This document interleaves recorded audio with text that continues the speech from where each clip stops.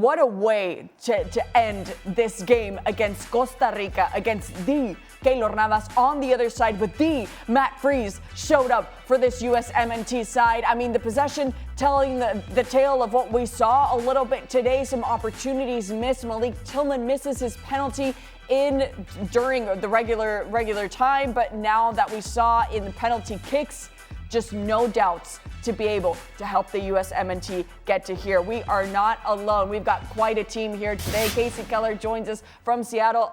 Case, I'm going to start with you. Your immediate reaction to what we just saw in these penalty kicks from Freese, from Navas, etc. How's it going?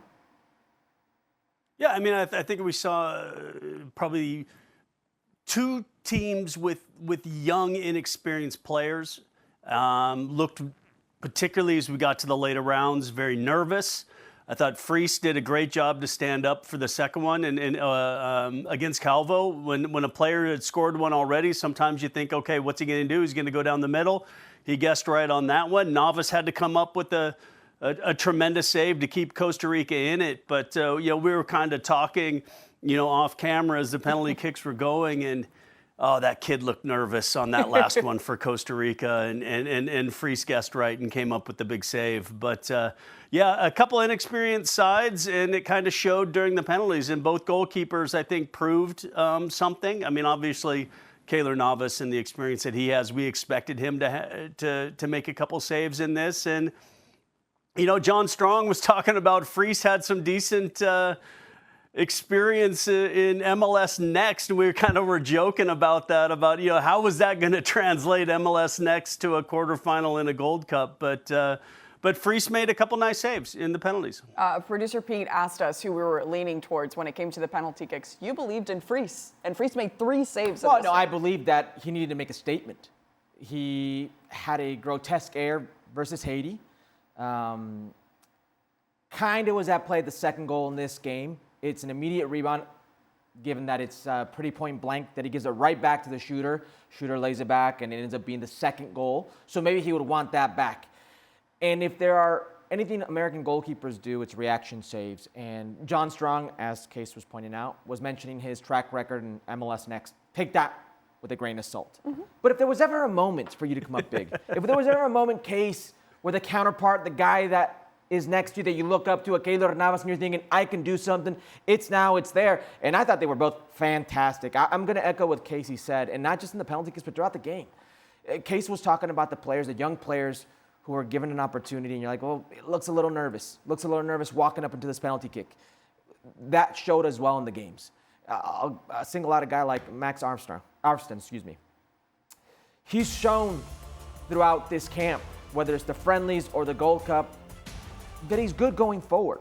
He plays in a wingback position with the Columbus Crew, and he has free roam down that left-hand side, and he's a very good attacker. Oftentimes green, raw, but very good. What he's not good at is defending, the defending principles. And again, that was on display. He had a play with Luca De La Torre in the second half where the player splits Luca and Max Armstrong and goes right down the middle and creates a second goal. He was at fault for the penalty kick. You don't lunge in that way unless you know absolutely for sure that you're going to win the ball. He doesn't. He blindly goes in, kicks the attacker. It's a penalty kick. He had plays where, on any other given day, cost your team. Yeah. Yes, he had a goal and he had an assist. It's the first time I believe that's happened in quite some time. Clint Dempsey was the last one to do it. I don't even recall when, 2017 maybe the case. But you need to defend if you're a defender. So back to Case, what he was saying about the inexperience showing, I thought that's what we had on display today. 2 very young teams. Miguel Herrera is going to want to work on some things with this very young Costa Rican team, one of the youngest teams in this competition. And Mauricio Pochettino, the same. You saw a lot of defensive errors, a lot of tactical indiscipline. I really felt like that was on display. But credit to the U.S. men's national team, because I didn't think they had it in them. I thought they would buckle. I thought they would fold. And the moment they went to penalty kicks, I told myself that's probably not going to be a good thing for the U.S. men's national team. But they pulled it through. And sometimes you need to be lucky. Sometimes it's better to be lucky than good. They survive another game. It won't be easy. But if I take anything away from this, it's the resolve of a young team that's prone to make mistakes. Yeah, and their next rival, by the way, in the semifinals, Guatemala, who eliminated Canada just a few hours ago. It's been a crazy Gold Cup. We expected anything going down in this U.S.-Costa Rica game. But, Kasey, I want to go back to something that Herc just said. Luck versus being good, and at the end, it resulted here for the U.S. men's national team. Were they more lucky than good, or vice versa to you? Well, a little bit of luck never hurts. It's always nice to have that on your side.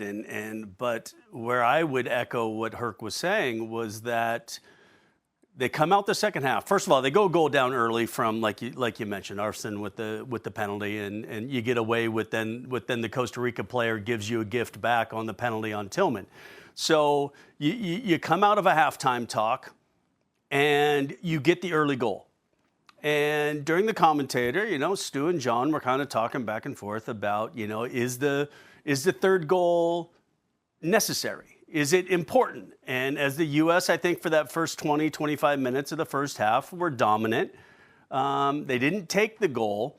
But then to Herc's point, you have to be smarter and better defensively.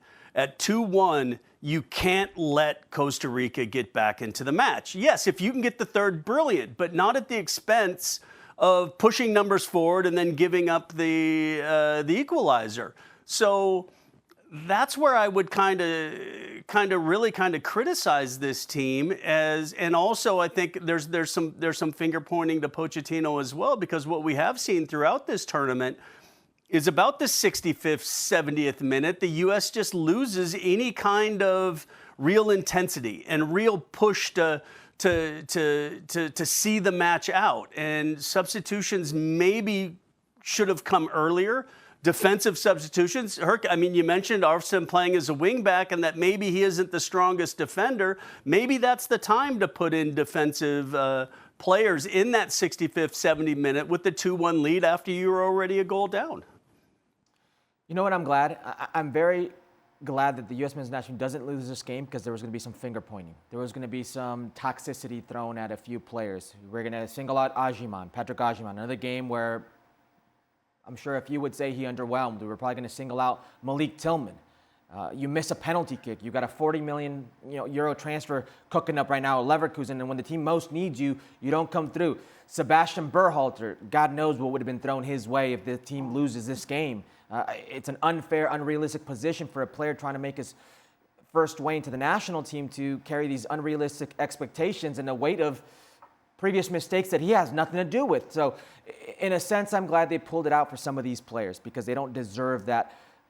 That said, these players can learn from that. I'm sure that's going to help Sebastian Berhalter. I'm sure it's going to help Malik Tillman. It's going to help Max Arfson, or it should help these type of players, because what's next maybe on paper looks easy. Guatemala on paper would look easy in St. Louis, a team that I believe this is the third time in their history they've made the semifinal of the Gold Cup. Yeah. A very well-represented team with their fan base, but you should on paper be favored.